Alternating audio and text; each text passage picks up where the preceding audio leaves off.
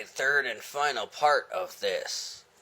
So, we understand Greenwich Mean Time. We understand local mean time. We understand standard time. We've been using the ephemeris. We've made our circle, or we've made our square. We've mapped all of this. And now you're ready to put planets on. But hold on. Because before we place them, we need to make sure we've done the math right. I recommend adding this up, tabulating this on a slip of paper. See if more than one planet is going to be in the same sign. Keep notice of how a planet in these intercepted signs is written compared with the others. And with that, that's it, you're done. You've got a completed map. Generally, in the center of the map, place all the data connected to the timing, the nature, or the name, the time, the place, the latitude, all of that. But Dari, what do? You calculate aspects. Number time for the nerds. So our final step is going to calculate the aspects. This is just counting the numbers of degrees between every planet. There's a lot that can go into it, but we're going to go really quick into the most important aspects. Get your pen and paper ready. 30 degrees is weak. 60 degrees is strong. 73 degrees is a weak connection. This is called a quintile. 114 degrees is weak.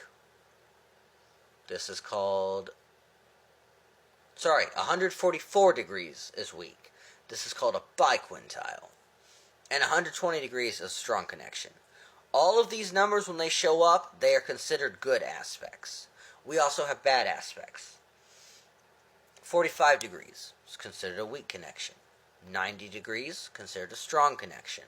135 degrees is considered a weak connection. And 180 degrees is a strong connection. So, weak, strong, 45, 90, 135, 180 for bad. Weak, strong, or weak, strong, 30, 60, 73, 144, and 120.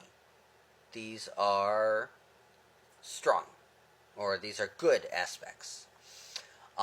So if the number of degrees between any two planets works out to exactly any of the above numbers, or 2 within a few degrees, then an aspect is formed.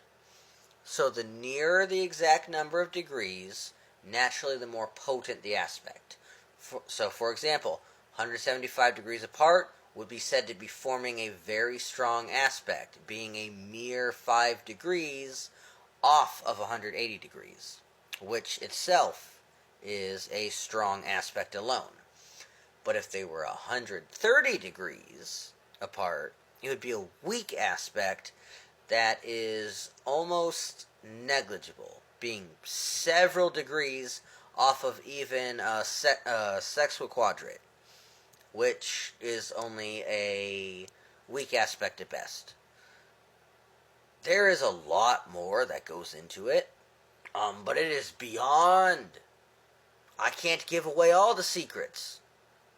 Gotta read, do your research.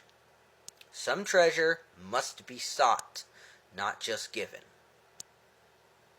The secrets to reading this and making the judgment, the judging of an astrological figure, well beyond what I'm going to give you. Gotta put the work in. However, I will point out some main points to get you started. Important things to keep in mind. The entirety of the figure, whether a majority of the planets are above or below the horizon, whether the planets are in fiery, watery, earthy, or airy signs, the sign on the eastern horizon, the position of the planet that rules the sign, this planet being considered the ruler of the figure, the meaning of the planets in the different houses, the meaning of the various aspects that the planets form, all of this, there are hundreds of older texts that carefully explain these. Don't depend just upon the books, though. You also need to use your own judgment and your own intuition. Practice will always make perfect when it comes to these things. And obviously you need to know your zodiac symbols. Aries, Taurus, Gemini, Cancer, Leo, Virgo, Libra, Scorpio, Sagittarius, Capricorn, Aquarius, Pisces. And then the planets: Sun, Moon, Mercury, Venus, Mars, Jupiter, Saturn, and then, for the most part nowadays, Uranus, Neptune, and Pluto.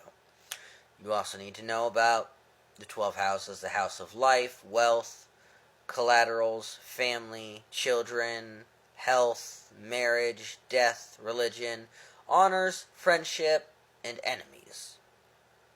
And all of this will be on your fancy little circle map.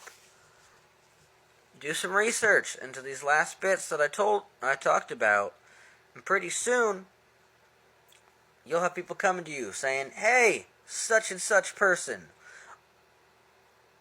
what's an auspicious time to do this?" And you can whip out your paper, draw it up, dot, dot, dot, dot, right, math, done. And you'd be like, this is the perfect time of the perfect day for this. And then you can get into ruling spirits and ruling angels. And that's where a lot of fun comes in. But that is it for me tonight. That's 26 minutes explaining one tool. Hopefully this has helped you level up your magic, and that you learn something. Until my next video, may your ancestors bring you the sweetest of portents. May you have the most wonderful of dreams. May you all stay warm. May you all stay safe. Shamu.